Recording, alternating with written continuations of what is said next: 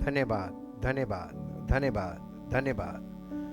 परमपिता परमेश्वर, हम आपका हृदय से धन्यवाद करते हैं क्योंकि आप धन्यवाद के योग्य हैं, और सारी महिमा आपको देते हैं क्योंकि आप ही की महिमा हमारे जीवन से प्रकट होती है, आपसे हमें मिलती है और वो हमारे जीवन से प्रकट होती ताकि वो महिमा आपको प्रकट करे, आपकी महिमा हो और सारा आदर सारी महिमा आपको मिले। धन्यवाद करते प्रभु आपके पवित्र वचनों के लिए जो पवित्र आत्मा के द्वारा हमें स्पष्ट किए जाते हैं, ताकि प्रभु हम इन वचनों के अनुसार जीवन व्यतीत करें और हमारे जीवन का स्वरूप आपके वचन के अनुसार परिवर्तित हो, ताकि हमारा जीवन आपकी महिमा का कारण बने। सारी महिमा आपको मिले। इस प्रार्थना को आपके इकलौते पुत्र प्रभु यीशु मसीह के नाम से मांगते हैं, आमीन। Praise the Lord.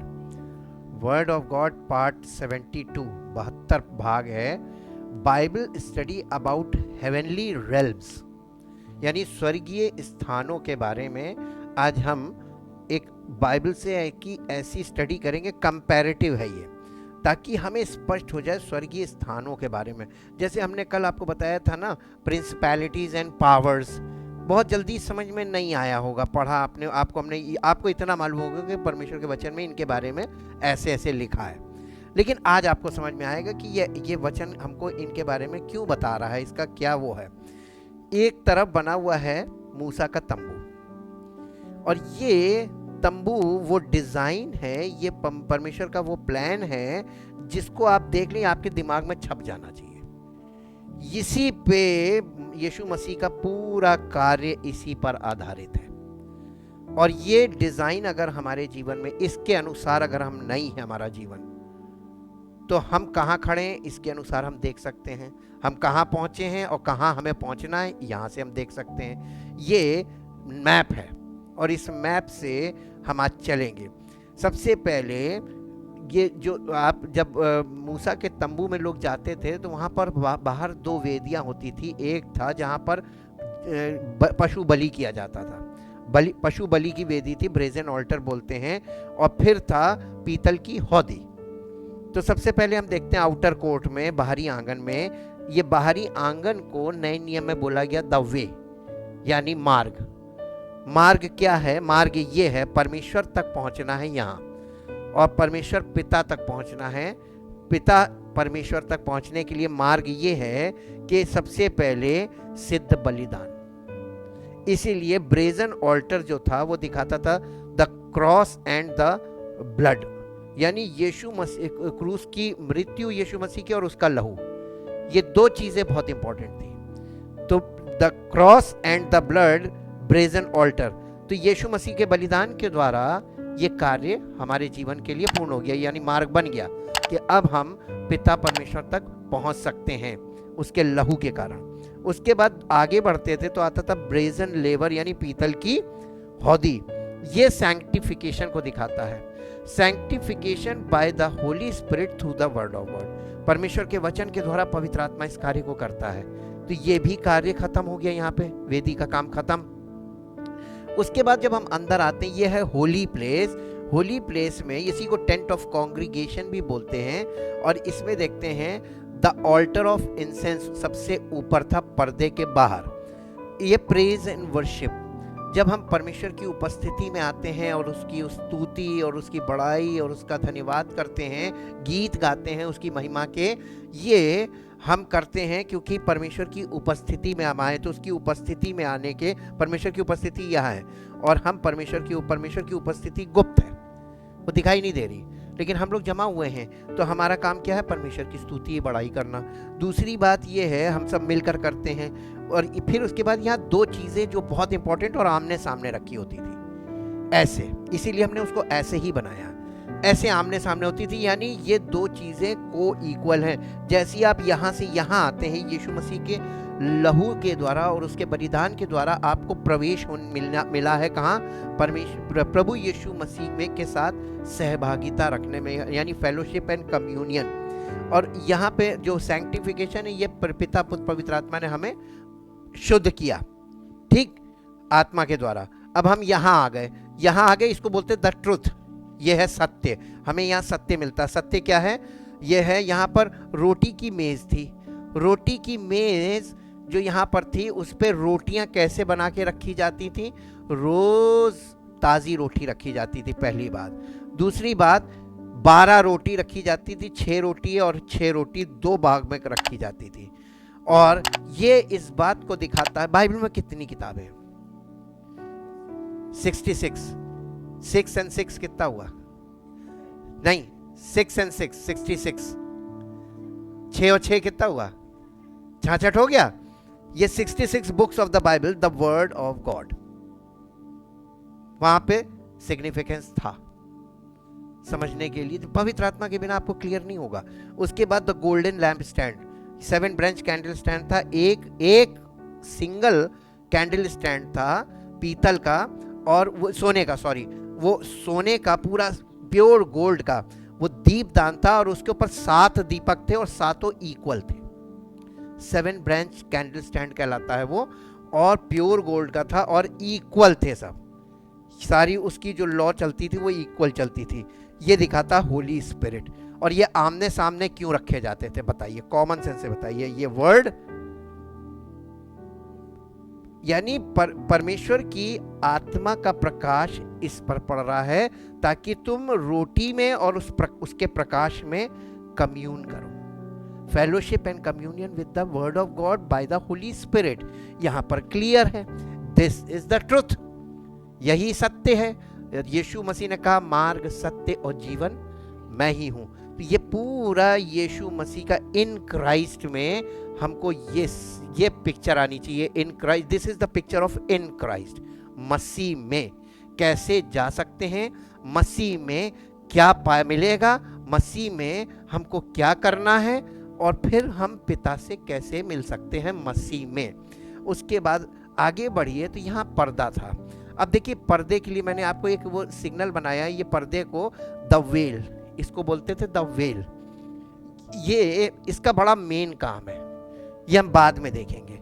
The arc of the covenant, यहाँ वाचा का संदूक रखा होता था, और वाचा के संदूक पे परमेश्वर की आत्मा की उपस्थिति होती थी, इसीलिए द फादर्स प्रेजेंस लिखा है, पिता की उपस्थिति।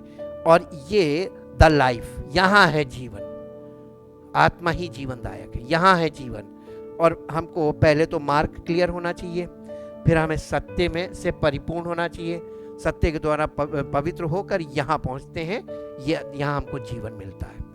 और ये इन क्राइस्ट या बॉडी ऑफ क्राइस्ट का ये चित्रण है, जो आपको वचन के द्वारा नए नियम से क्लियर होता है।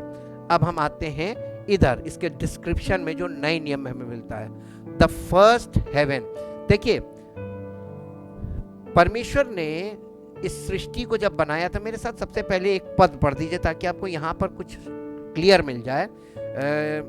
हिंदी में और इंग्लिश में दोनों में पढ़ेंगे। उत्पत्ति की पुस्तक, उसका पहला अध्याय और उसका पहला पद पढ़िए। उत्पत्ति की पुस्तक पहला अध्याय का पहला पद। आदि में परमेश्वर ने आकाश और पृथ्वी की सृष्टि की। आकाश और पृथ्वी की सृष्टि की, बस। आदि में परमेश्वर ने आकाश और पृथ्वी की सृष्टि की। हिंदी देख लीजिए, अब इंग्लिश में पढ़िए। In the beginning, God prepared, formed, fashioned, and created the heavens, plural है ना जी। हिंदी में क्या लिखा है? आदि में परमेश्वर ने आकाश और पृथ्वी की सृष्टि की। कौन सी भाषा सही बता रही? इंग्लिश सही बता रही, हिंदी कुछ नहीं सही बता रही। हिंदी में प्रॉब्लम थी, जिस समय ये ट्रांसलेशंस किए गए थे, हिंदी में वो त्रुटियां मिलेंगी आपको जो बिना स्टडी के आपके जीवन से कभी अलग होंगी नहीं। और अगर आपने हिंदी पकड़ ली, उसको राइट इंटरप्रिटेशन में आपने ले लिया, तो आप कभी भी सत्य तक नहीं पहुंचेंगे। हिंदी में ये प्रॉब्लम है। इंग्लिश में लिखा है God created the heavens and the earth. पृथ्वी एक है, हेवेंस क्यों लिखा हुआ है? हाँ, अब इसी को हम समझेंगे। What is heavens? The first heaven means the earthly atmosphere. ये जो हमारे ऊपर जो सबसे पहला जो आकाश का पहला हिस्सा जो हमको आपको यहाँ से दिख रहा है, ये एटमॉस्फेयर है, वातावरण है। और ये वातावरण में हवाई जहाज भी उड़ते हैं, चिड़िए भी उड़ती हैं, ये चिड़ियों का घर कहलाता है हेवेंस। तो ये पहला फर्स्ट हेवन है। इसके लिए पढ़ दीजिए मत्ती रचित सुसमाचार 13 अध्याय का 4 पद और 19 पद। बोते समय कुछ बीज मार्ग के किनारे गिरे। देखिए बोते समय यानी सुसमाचार जब लोगों को सुनाया जाता, सुसमाचार प्रचारक लिखा है ना कि कुछ को सुसमाचार प्रचारक, ये जिसको बोलते हैं ट्रैवलिंग मिशनरीज या इवेंजलिस्ट। सुसमाचार प्रचार करने वाला जो होता है ना वो एक जगह टिकता नहीं है। वो तो आपने देखा होगा शहर में बड़ी बड़ी कॉन्फ्रेंस कन्वेंशंस होती रहती है और बाहर से स्पीकर आता है और वो बोलता है, पूरे शहर के लोग उसमें सब तरीके के लोग आ जाते हैं और सब सुनते हैं। ये सुसमाचार का प्रचार है, ओपन पब्लिक प्लेस में जो होता है। जी, बोते समय कुछ बीज मार्ग के किनारे गिरे और पक्षियों ने आकर उन्हें चुग लिया। आपको अभी कुछ नहीं समझ में आया कि ये क्या बोल रहा है, कुछ बीज मार्ग के किनारे पड़े, लेकिन ये प्रैक्टिकल है। जब आप खेत में बीज ऐसे करके यूं छींटते हैं तो कुछ बीज वो जो चलते चलते पगडंडियां हो जाती है या सड़क पड़ती है आपके खेत के बगल में, तो उस पर भी चला जाता है और वो पक्षी आके चुग लेते हैं। तो ये आपको दिखाया जा रहा है कि जैसे आप फिजिकली देखते हैं ऐसा होता है। इसका मतलब क्या है, इसको 19 पद पढ़ोगे तो इसका मतलब समझ में आएगा। उनके विषय में यशाया की ये भविष्यवाणी नहीं इसका कौन सा पद है? 19 पद, 13 का 19, मत्ती 13 का 19। जो कोई राज्य का वचन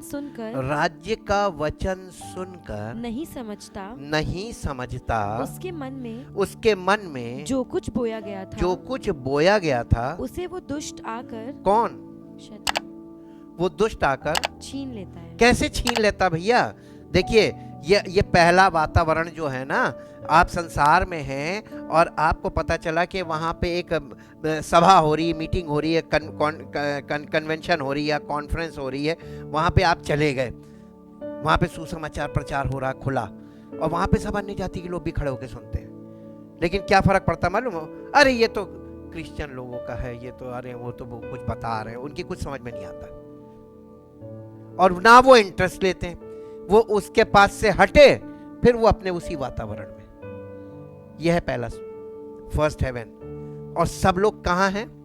अंडर द फर्स्ट हेवन। अब ये बताइए उनके जीवन में जब तक कि कलीसिया में ना जाएं और लगातार ना जाएं, रेगुलरली ना जाएं परमेश्वर की उपस्थिति में और स्टडी ना मिले, तो क्या कभी वो समझ पाएंगे? इंग्लिश में पढ़ दो बेटा इसको, 13 का 4 and 19। And as he sowed, some seeds fell by the roadside, and the birds came and ate them up. इसका जो इंटरप्रिटेशन है या अर्थ है वो 19 पद में है। While anyone is hearing the word of the kingdom and does not grasp and comprehend it, the evil one comes and snatches away what was sown in his heart. This is what was sown along the roadside. यानी जो सांसारिक लोग चलते फिरते, आप चलते फिरते कितने लोगों से मिलते होंगे, कितनी देर हमारे बड़े अच्छे दोस्त भी बन जाते हैं लेकिन थोड़ी देर बाद सब खत्म। ये जो है ये बहुत ज्यादा मायने नहीं रखता, लेकिन इसमें काम भी होता है। रोमियो की पत्री उसका 1 अध्याय उसका 24-25 पद पढ़ दीजिए। रोमियो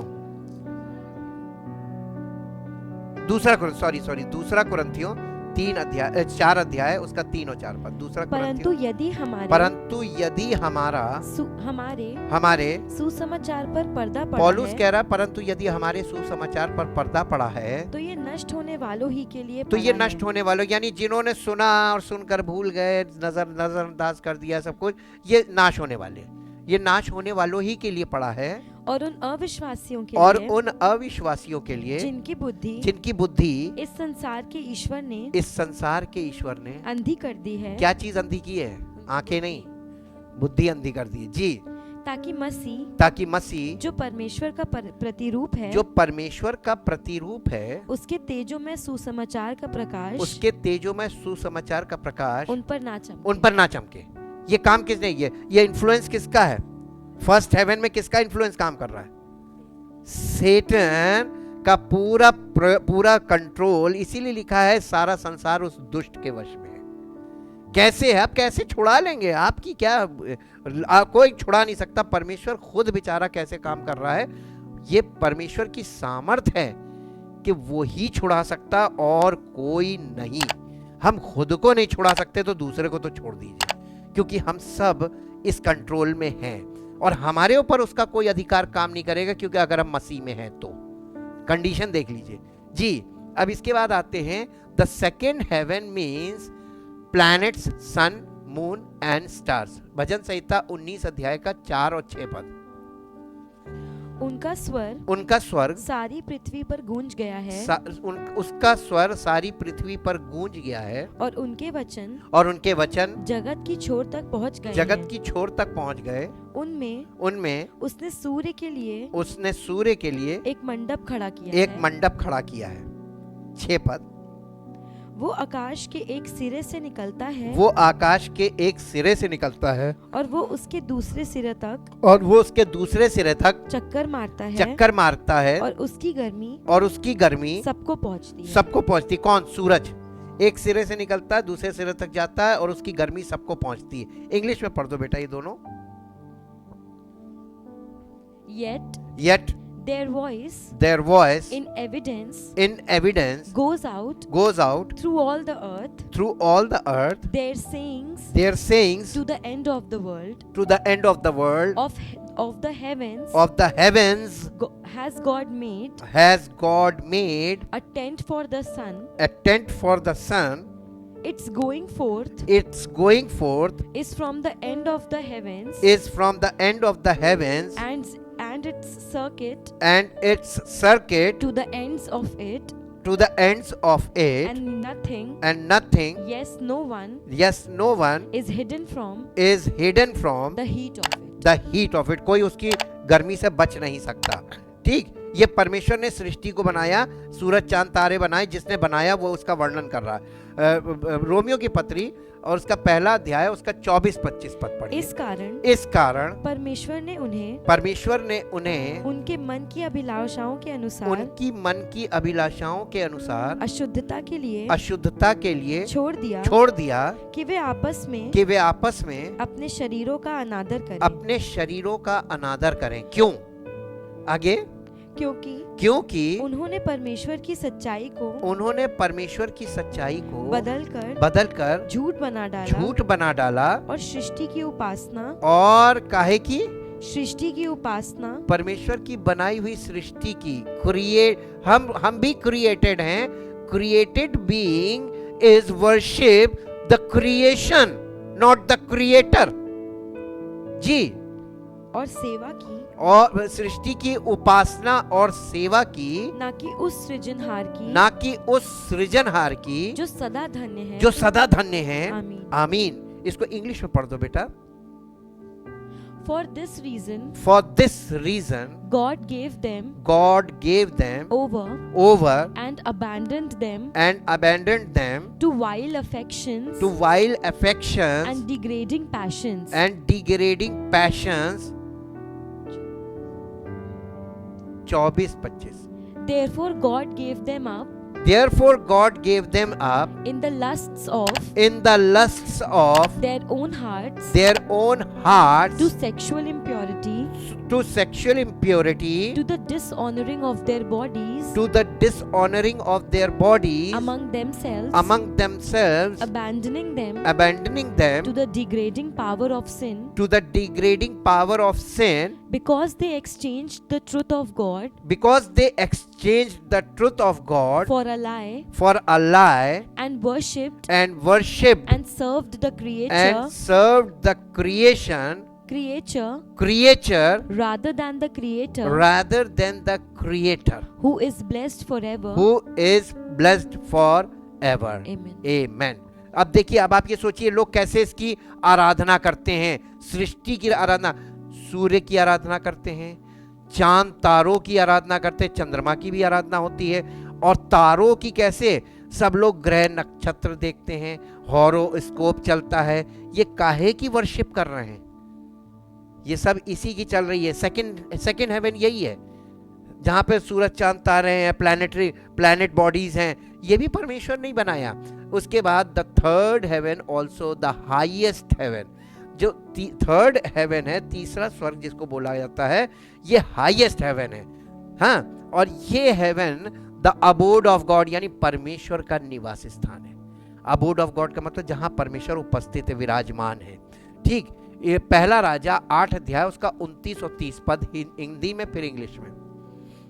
कि तेरी आंख कि तेरी आंख इस भवन की ओर, इस भवन की ओर, अर्थात इसी स्थान की ओर, अर्थात इसी स्थान की ओर, जिसके विषय तूने कहा है मेरा नाम वहाँ रहेगा, मेरा नाम वहाँ रहेगा, रात दिन खुली रहे। यानी ये dedication of the temple of Solomon, सुलेमान के मंदिर का डेडिकेशन के समय ये बात हो रही है। इसने परमेश्वर से ये प्रार्थना कर रहा है, सुलेमान बादशाह, दाऊद का बेटा, कह रहा है तेरी आंखें इस भवन की ओर खुली रहे, अर्थात इस स्थान की ओर, जिसके विषय में तूने कहा है मेरा नाम वहाँ रहेगा, रात दिन खुली रहे। और जो प्रार्थना तेरा दास इस स्थान की ओर करे, उसे तू सुन ले। और तू अपने दास और अपनी प्रजा इज़राइल की प्रार्थना, जिसको वे इस स्थान की ओर गिड़गिड़ा के करें, उसे सुनना, वरन स्वर्ग में से जो तेरा निवास स्थान है, सुन लेना और सुनकर क्षमा करना। कहाँ से क्षमा मिलेगी? क्षमा यहाँ से मिल रही है, मंदिर से नहीं मिल रही है। मंदिर से क्षमा नहीं मिल रही है, और मंदिर से क्षमा नहीं मिलेगी। परमेश्वर की उपस्थिति से माफी आती है, मंदिर से नहीं आती है। और लोग कहां जाते हैं? जहां माफी नहीं मिलती। हम ये, क्योंकि वो लोग जानते ही नहीं कि परमेश्वर की है कहां, परमेश्वर का निवास स्थान का मंदिरों में नहीं रहता है। बार बार ये बात बाइबल बताती है कि वो मंदिरों में नहीं रहता, वो मंदिरों में समा ही नहीं सकता। अब आपको ये समझ में आ गया कि ये मंदिर, उसका निवास स्थान स्वर्ग में है, यानी थर्ड हेवन में। हाँ, इंग्लिश में पढ़ दो बेटा, 1 King chapter 8 verse 29-30। That your eyes may be open toward this house night and day, toward the place of which you have said my name, and the token of my presence shall be there, that you may hearken to the prayer which your servant shall make in this place, facing towards this place. Hearken to the prayer of your servant and of your people Israel, when they pray toward this place. Here in heaven, your dwelling place, and when you hear, forgive। परमेश्वर तक आपकी प्रार्थना पहुंचेगी तभी माफी मिलेगी। ये भी बात यहाँ पर क्लियर हो रही है। अब देखिए आगे क्या हुआ। The tabernacle of Moses is the copy और pattern of the heavenly temple. स्वर्ग में परमेश्वर ने जब मूसा को ऊपर बुलाया था और इस तंबू के बारे में उसको जो दिखाया था नक्शा, वो कहाँ दिखाया था? उस समय तो तंबू जमीन पर था ही नहीं। परमेश्वर ने मूसा को दिखाया कहाँ पे था? अपनी उपस्थिति में बुलाया था, और स्वर्गीय परमेश्वर ने अपना स्वर्ग का निवास स्थान उसको दिखाया था मूसा को। और मूसा से कहा था जैसा तुझे दिखाया गया है, बताया गया नहीं, जैसा तुझे दिखाया गया है वैसा ही बनाना। मूसा ने जब नीचे काम हो रहा था, जो मूसा के द्वारा टैबरनेकल बना था, ये मूसा के दिमाग से बना था या परमेश्वर ने उसको दिखाया था, उसकी कॉपी बनवाई थी? कॉपी थी ना। तो जो मूसा का तंबू है वो स्वर्गीय परमेश्वर की पूरा उसका प्लान ऑफ गॉड था, जो स्वर्ग में मनुष्य का कैसे वहां तक पहुंच बनेगी, ये उसने उस तंबू के द्वारा हमारे लिए एक दृष्टांत रखा है। ठीक है, अब इसको हम पढ़ेंगे। इब्रानियों की पत्री 9 अध्याय उसका 24 पद पढ़िए। क्योंकि मसीह ने उस हाथ के बनाए हुए पवित्र स्थान में जो सच्चे पवित्र स्थान का नमूना है। किसका? सच्चे पवित्र स्थान का नमूना। वो कहाँ पे है? वो स्वर्ग में है। सच्चा पवित्र स्थान कहाँ है? स्वर्ग में है। उसका नमूना है ये। प्रवेश नहीं किया। ये मसीह ने उसमें, ये किसी फिजिकल टेम्पल में प्रवेश नहीं किया। कहाँ प्रवेश किया? पर स्वर्ग ही में प्रवेश किया ताकि हमारे लिए, बस 24 पद पढ़ना है। हाँ, उसी में ताकि हमारे लिए अब परमेश्वर के सामने दिखाई दे। तो मसीह कहाँ हमको दिखाई देगा? परमेश्वर के सामने। हम कहाँ जाते हैं जहां में मसीह नहीं मिला? इंग्लिश में पढ़ दो बेटा, अभी और क्लियर हो जाएगा। For Christ the Messiah has not entered into a sanctuary made with human hands, only a copy and pattern and type of the true one,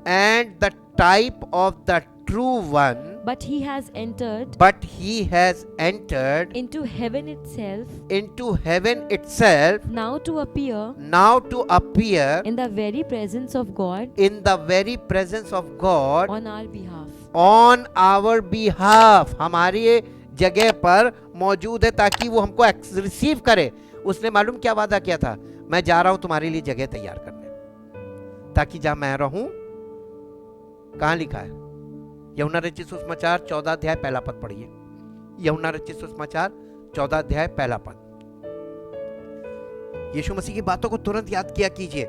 जब आपको ट्रुथ क्लियर हो, उसने ये कहा था और यही किया। जी, तुम्हारा मन व्याकुल ना हो, परमेश्वर पर विश्वास रखो और मुझ पर भी विश्वास रखो। मेरे पिता के घर में बहुत से रहने के स्थान हैं। यदि ना होते तो मैं तुमसे कह देता, क्योंकि मैं तुम्हारे लिए जगह तैयार करने जाता हूँ।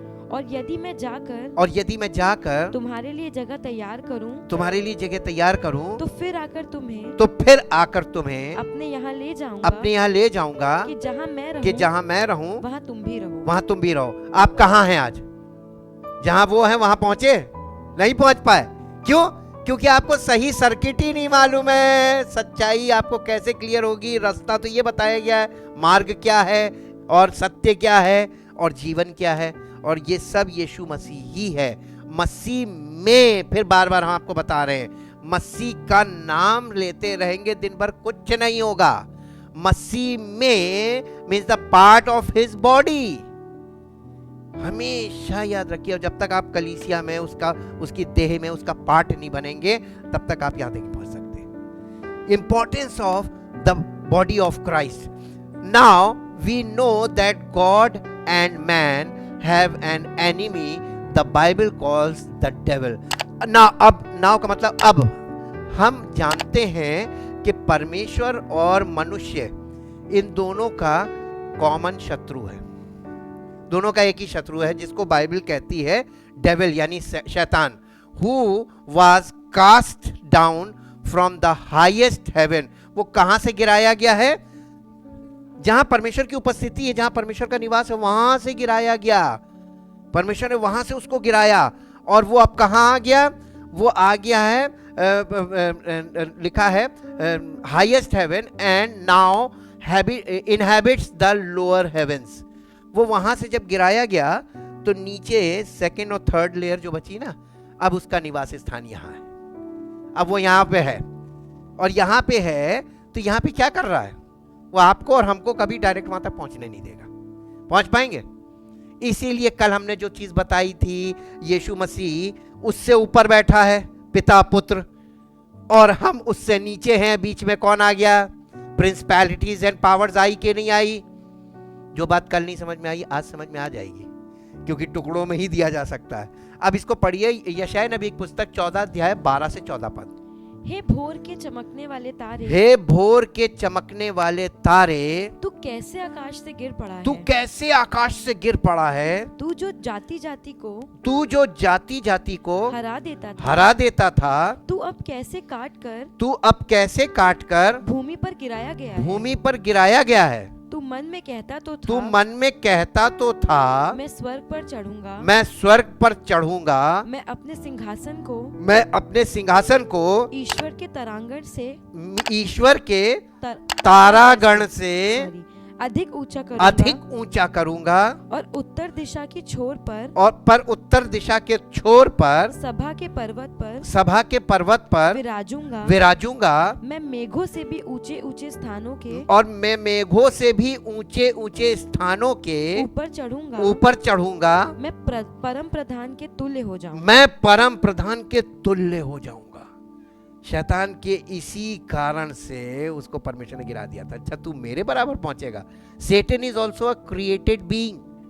ये जितने स्वर्गदूत थे परमेश्वर के बनाए हुए हैं, उसके हाथ की रचना है, और उसके हाथ की रचना उससे उसकी बराबरी कर ले। Is it possible? नेवर। कभी ये विचार भी मत कीजिएगा कि हम परमेश्वर की बराबरी कर पाएंगे। और उसने ये वाला जब काम किया तो वो वहां से गिरा दिया गया। इंग्लिश में जल्दी से पढ़ दो बेटा, यशायाह नबी की पुस्तक the book of Isaiah chapter 14 verse 12 to 14।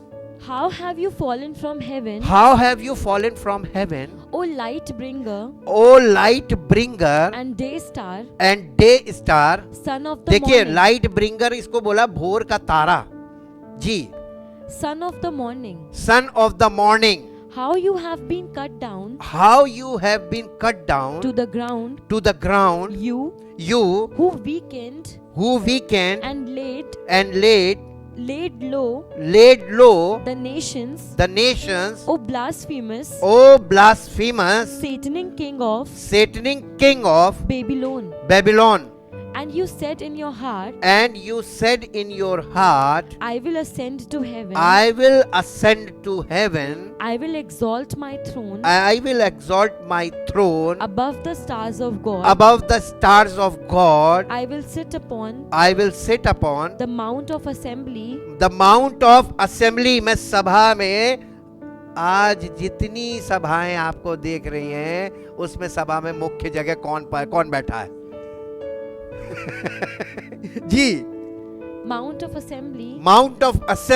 In the uttermost north. Clear? अब आपको पता चला ये गिराया गया। अब इसी ने काम शुरू कर दिया। The spiritual enemies are described in the Bible as thrones, powers, rulers and authorities. ये जो आत्मिक जो दुष्ट की शत्रु हैं, और इनको किस किस नाम से बाइबल में बताया गया है? इनको थ्रोन्स का मतलब है सिंहासन, पावर्स का मतलब है शक्तियां, रूलर्स का मतलब है राज्य करने वाले, एंड अथॉरिटीज का मतलब अधिकारी। यही है principalities and powers. They have power in the first and second heavens. इफिसियों की पत्री 2 अध्याय 6 पद। और मसीह यीशु में उसके साथ उठाया और स्वर्गीय स्थानों में उसके साथ बिठाया। हम कहां पहुंच गए? यीशु मसीह के साथ। यीशु मसीह कहां बैठा है? वो थर्ड हेवन पे है पिता के साथ। और हमको कहां पे परमेश्वर ने पहुंचा दिया? इन Christ. This is only in Christ. Possible he in Christ में है, उसके अलावा ये पॉसिबल है ही नहीं, फिजिकली पॉसिबल नहीं है। ये इन क्राइस्ट है। उसके साथ हमें जिलाया और उसके साथ स्वर्गीय स्थानों में बैठा दिया जी। इंग्लिश में पढ़ दो बेटा। And he raised us up. And he raised us. देखिए, us का मतलब क्या हुआ? ये सिंगुलर काम नहीं हो रहा। हाँ, ये बॉडी ऑफ क्राइस्ट में पूरी कलीसिया को परमेश्वर, आप जब संडे को आते हैं आप हेवनली प्लेसेस पे चले जाते हैं, वो पहुंचा देता है। और इसलिए जब आप अपने घर जाते हैं तो स्वर्गीय सामर्थ पाकर जाते हैं, स्वर्गीय आशीषें पाकर जाते हैं, चंगाई पाकर जाते हैं, छुटकारा पाकर जाते हैं। ये सब कहाँ मिलता है आपको? स्वर्गीय स्थानों में आप पहुंचते हैं तब मिलता है। ये प्रार्थना से नहीं मिलता, ये आपकी काबिलियत से नहीं मिलता है, ये बॉडी ऑफ क्राइस्ट की पावर है, ये इंपॉर्टेंस है। इसीलिए जी इंग्लिश में दूसरा बेटा हिंदी पढ़ दो, कोलस्सियों 3:1-4। अभी कंप्लीट नहीं हुआ, पढ़ दो। And he raised us up together. And he raised us. अस पे बहुत जोर दीजिएगा, ये एक व्यक्ति को नहीं पहुंचाया, पूरी कलीसिया को। जब हम कलीसिया में होते हैं हम सबको एक साथ पहुंचा देता जी। With him. And made us sit down together. And made us sit down together. Giving us joint seating with him. Joint seating with him. In the heavenly sphere. In the heavenly sphere. By virtue of our being in Christ Jesus. In Christ Jesus. The Messiah. The anointed one. Clear? अब इसके बाद कुलस्सियों की पत्री 3 अध्याय और उसका 1 से 4 पढ़ दो जी। अतः जब तुम मसीह के साथ जिलाए गए तो स्वर्गीय वस्तुओं की खोज में रहो, जहाँ मसीह विद्यमान। मसीह कहाँ पे विद्यमान है? स्वर्गीय वस्तु, स्वर्ग नहीं, थर्ड हेवन में पिता के साथ है जी। और परमेश्वर की दाहिनी ओर बैठा है, पृथ्वी पर की नहीं, परंतु स्वर्गीय वस्तुओं पर ध्यान लगाओ, क्योंकि तुम तो मर गए और तुम्हारा जीवन मसीह के साथ परमेश्वर में छिपा हुआ जो दिखेगा नहीं, दुनिया नहीं देख पाएगी जी। जब मसीह जो हमारा जीवन है प्रकट होगा, तब तुम भी उसके साथ महिमा सहित प्रकट किए जाओगे। ये फ्यूचर इवेंट है जो आने वाला है। और जीवन कहाँ है? मसीह जो हमारा जीवन है। जीवन कहाँ है? जीवन यहाँ पे, हमें यहाँ तक। तो जब आप बॉडी ऑफ क्राइस्ट में होते हो तो यहाँ तक पहुंचते हैं, और जब वो प्रकट होगा तो हम उसके साथ प्रकट किए जाएंगे। If we are the part of the body of Christ. Clear? English में पढ़ दो बेटा।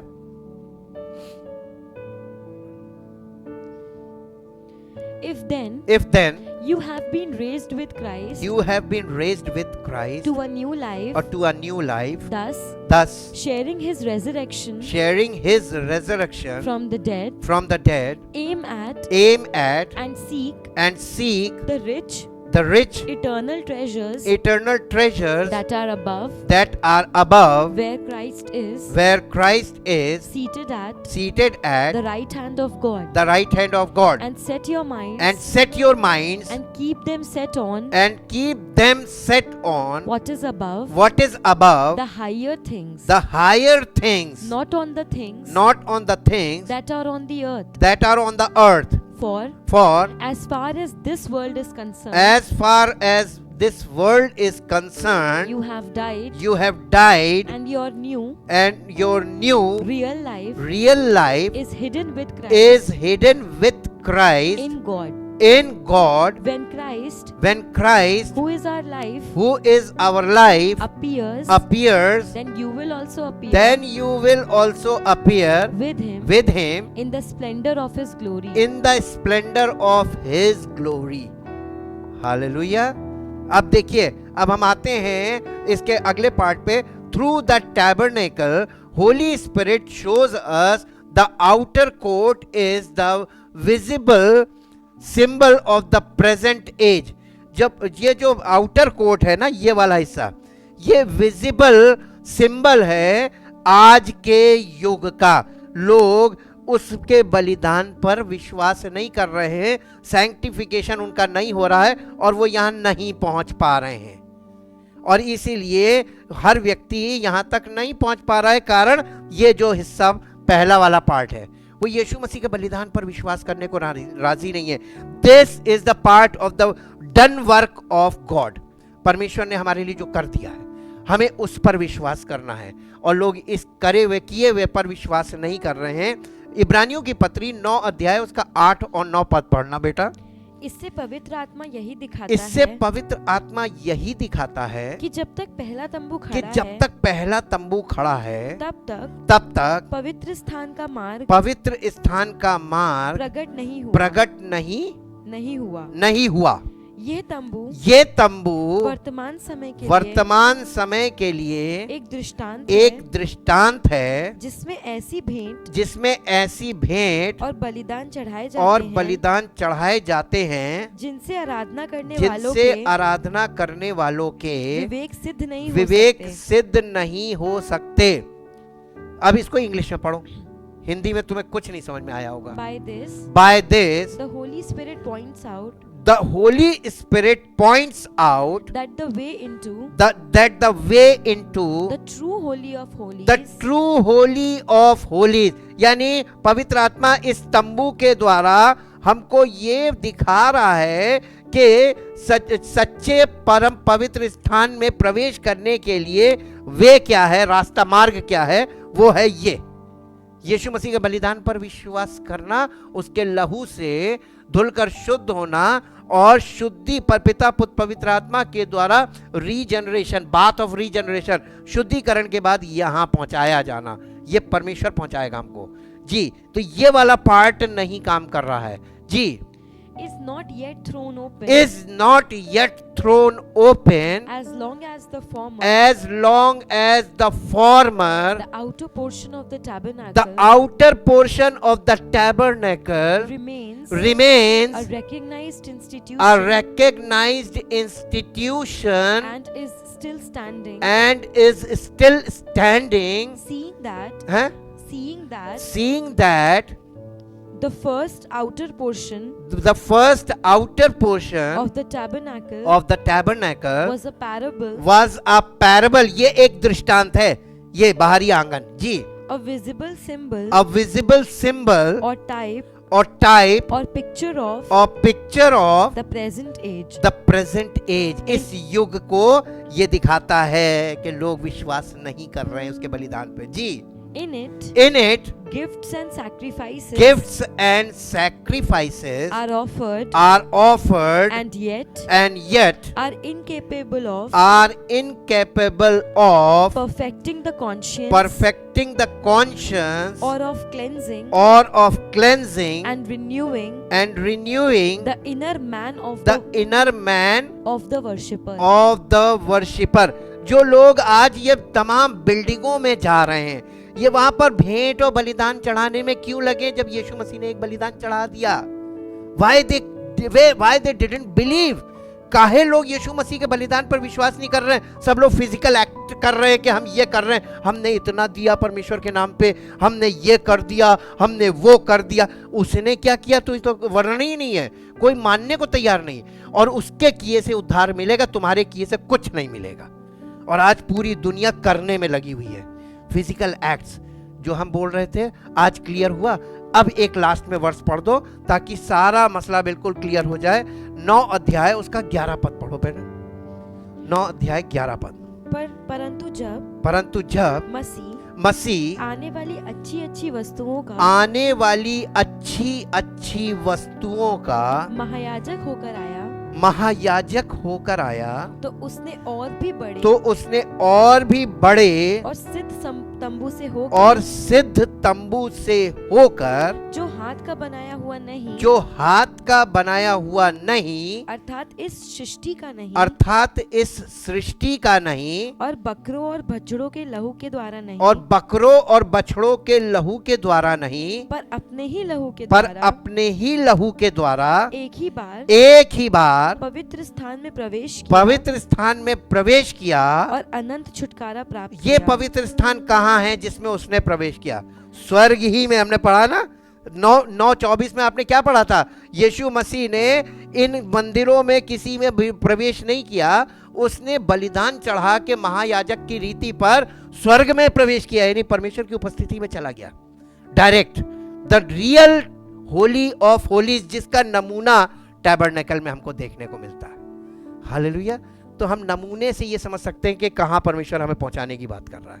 When we are assembled on the day or Sunday और मसीह की देह के रूप में जब हम कलेक्ट हो जाते हैं तो पिता, पुत्र और पवित्र आत्मा, ये स्वर्ग, ये वाला पार्ट है ना, थर्ड वाला, ये यहाँ उतर आता है, ये हमारे बीच में उतर आता है। और ये उतर के आता इसलिए, मालूम इसके उतरने की कंडीशन क्या है? Word of God and the light of the word of God through the Holy spirit, और उसकी स्तुति और आराधना से और धन्यवाद से दिल भरा होना जमा हुए लोगों का, तो वो हमारे बीच में उतर आता है। ये हेवनली टेम्पल हमारे बीच में आ जाता है और उसकी सामर्थ्य यहाँ पर उपस्थित सभी लोगों के जीवन में कार्य करती है और छुटकारे और सामर्थ्य के काम होते हैं। इसलिए बॉडी ऑफ क्राइस्ट, उसमें जमा होना, उसका हिस्सा बनना, रेगुलर रहना और वचन में मन लगाना, पवित्र आत्मा का प्रकाश वचन के द्वारा हमारे जीवन में होना, ये अत्यंत आवश्यक है ताकि हम मसीह में जीवन की ओर बढ़ें और पिता से हमारी मुलाकात हो।